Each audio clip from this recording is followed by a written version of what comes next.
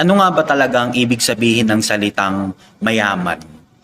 'Di ba tumutukoy ito sa pagkakaroon ng sagana, marami, yun yung pagkakaintindi ko sa salitang mayaman eh.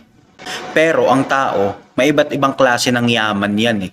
Merong mayaman sa pera, mayaman sa material na bagay, meron din namang mayaman sa pagmamahal, mayaman sa pag-aaruga. Madaming klase ng yaman dito sa mundo. Kapag kasi sinabi nating mayaman, ang una agad pumapasok sa isip natin is madaming pera, madaming sasakyan, madaming negosyo. 'Di ba? Yun naman ang ibig sabihin ng mayaman para sa madaming tao eh. Pero ikaw, kung tatanungin ka, mayaman ka ba? At saang bagay ka mayaman? Sa pera? Sa pagmamahal? Sa politika?